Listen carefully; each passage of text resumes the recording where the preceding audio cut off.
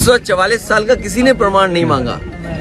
ये चुनाव भी 144 साल वाला जैसा चुनाव था। दिन वो मतदान हुआ है, उसकी पूरी सच्चाई आपको कल मिल जाएगी। ये वाला कुंभ जो है, महाकुंभ की कोई परिभाषा नहीं है, लेकिन क्योंकि जमाना आजकल मार्केटिंग का है, एक दिन भर ये कहने से नहीं चूकते थे कि विश्व गुरु बनने जा रहे हैं। अर्थव्यवस्था उनकी तीसरे नंबर पे पहुंच रही है।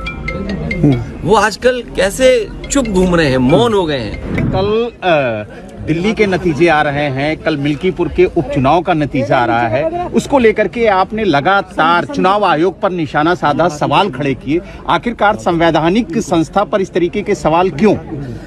कई बार एग्जिट पोल के जो अनुमान होते हैं वो ठीक नहीं निकलते हैं। जो एग्जिट पोल अपने सर्वे के माध्यम से जानकारी देता है वो कई मायने में सही नहीं निकलता। अब क्योंकि कल रिजल्ट आना ही है, तो जो मतदान हुआ है उसकी पूरी सच्चाई आपको कल मिल जाएगी। किसकी सरकार बनेगी, किसकी सरकार जाएगी, ये तो दिल्ली की बात हो गई। मिल्कीपुर चुनाव में, और मिल्कीपुर चुनाव शुरू होने से पहले अगर आपको याद होगा तो मैं चाहता था कि आप सब लोग वहां आएं और देखें कि वोट कैसे डाला जाता है और वोट कैसे पड़ता है। भारत का लोकतंत्र और खासकर बीजेपी की सरकार में किस तरीके से लोकतंत्र और मजबूत हो रहा है, कितना मजबूत दिखाई देता, वो आप लोग आए नहीं। आपने एक बहुत बड़ी अपॉर्चुनिटी मिस कर दी। शायद ये सदी में एक बार देखने को मिली होती आपको। जैसे ये वाला कुंभ जो है, महाकुंभ की कोई परिभाषा नहीं है, लेकिन क्योंकि जमाना आजकल मार्केटिंग का है और जितना आप उसको कम्युनिकेट कर ले जाओ तो महाकुंभ हो गया। 144 साल का किसी ने प्रमाण नहीं मांगा। ये चुनाव भी 144 साल वाला जैसा चुनाव था जो आपको देखना चाहिए था। सोचिए आप, बगल के जिले जो हैं वहां से भारतीय जनता पार्टी ने अपने कार्यकर्ता बुलवाए। अंबेडकर नगर से कार्यकर्ता आए। अब तो हम लोगों को उनके गांव पता लग गए हैं क्योंकि पकड़े गए थे कुछ लोग। बगल के जिले से अमेठी से लोग आए थे, सुल्तानपुर से लोग आए थे, रायबरेली से लोग आए थे, और गाड़ियों के नंबर हैं। अगर आप चाहोगे तो मैं अपने पार्टी के पेज पे कुछ गाड़ियों के नंबर आपको दे दूंगा, डाल दूंगा।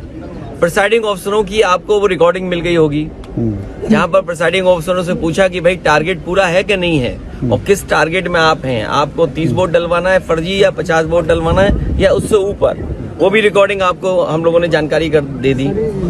बीएलओ कौन पोस्ट होंगे, बीएलओ कौन पोस्ट होंगे, किस थाने में कौन पोस्ट होगा, सीओ कहाँ पोस्ट होगा, एसएसपी कौन क्या देखेंगे, ये सब वेल प्लान्ड इलेक्शन हुआ। ये वाला, ये आपने 144 साल वाला जिस तरीके से कुंभ था, उस तरह दुनिया का सबसे अच्छा चुनाव आपने मिस कर दिया।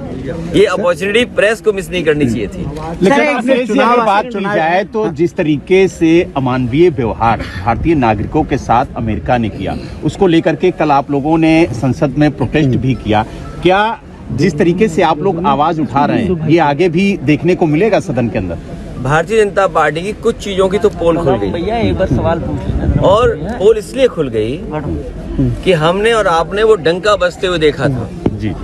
बड़े बड़े इवेंट देखे थे हम लोगों ने, और ये भारतीय जनता पार्टी वाले लोग कोई दिन नहीं चूकता था जिस दिन ये नहीं कहते थे कि दुनिया में हम कहां पहुंच गए हैं, हम कुछ बन गए हैं, विश्व गुरु बन गए हैं। सोचिए आप, जो लोग दिन भर ये कहने से नहीं चूकते थे कि विश्व गुरु बनने जा रहे हैं, अर्थव्यवस्था उनकी तीसरे नंबर पे पहुंच रही है, वो आजकल कैसे चुप घूम रहे हैं, मौन हो गए हैं।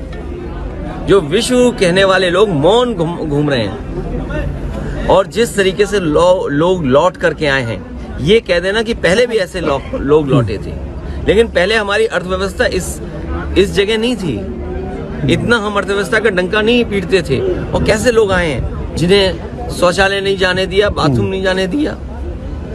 ये व्यवहार किसी व्यक्ति के साथ हो सकता है, इनह्यूमन व्यवहार है। और दुनिया का एक देश है, शायद हो सकता है अमेरिका से वो मजबूत नहीं उतना, लेकिन वहां के राष्ट्रपति ने मना कर दिया कि हम फौज से लाए हुए अपने नागरिकों को स्वीकार नहीं करेंगे। और अंततः अमेरिका को स्वीकार करना पड़ा। क्या भारत इतना कमजोर हो गया है? क्या हमारा हिंदुस्तान इतना कमजोर है? जब हम हिंदुस्तान का इतना बड़ा बाजार दे रहे हैं अमेरिका को। आप सोचिए नोएडा में न जाने कितना बाजार हमने उनके हाथ में दे दिया होगा। हम कहते हैं हमारे लोग इलीगल पहुंच गए वहां पे, इलीगल इमिग्रेशन हो गया। तो किसकी नाकामी है?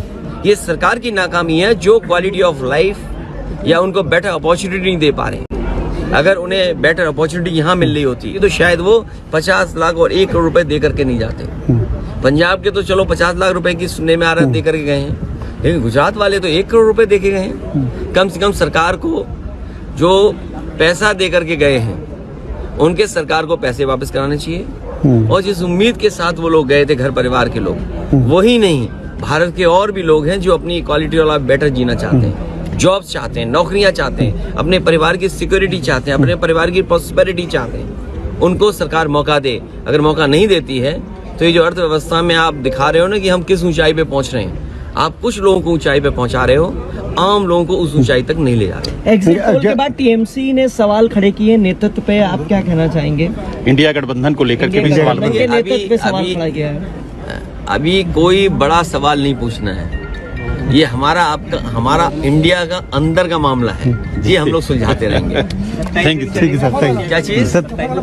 27 में पीडीए चलेगा और पीडीए के लोग देख रहे हैं कि उनका वोट कैसे छीना जा रहा है, वो कैसे अपमानित हो रहे हैं। उन्हें एसओ की पोस्टिंग नहीं मिलेगी, सीओ नहीं बनाया जाएगा क्योंकि वो वोट में कहीं ना कहीं आपको दे देंगे। कौन सिपाही पोस्ट होगा? क्या पीडीए परिवार के लोग नहीं देख रहे हैं कि भाई जब पोस्टिंग होगी तो उनके नाम देखे जाएंगे, उनका नाम काट दिया जाएगा। तो ये जो पीडीए के लोगों का अपमान हुआ है, और यही तो हम कहते थे कि बाबा साहब भीमराव अम्बेडकर जी ने जो अधिकार दिया है उन अधिकारों को छीन रहे हैं। बात ये वोट ही नहीं डालने दोगे आप, या दूसरे आपके लोग वोट डाल लेंगे, ये कहाँ की वो है? इसीलिए मैंने कहा कि इलेक्शन कमीशन मर गया है। इलेक्शन कमीशन को जांच करनी चाहिए कि जो मरे हुए लोग थे उनके वोट कैसे पड़ गए, और अगर वोट पड़े हैं तो प्रिसाइडिंग ऑफिसर और जो संबंधित अधिकारी उनके खिलाफ कार्रवाई क्या कर रहा है इलेक्शन कमीशन।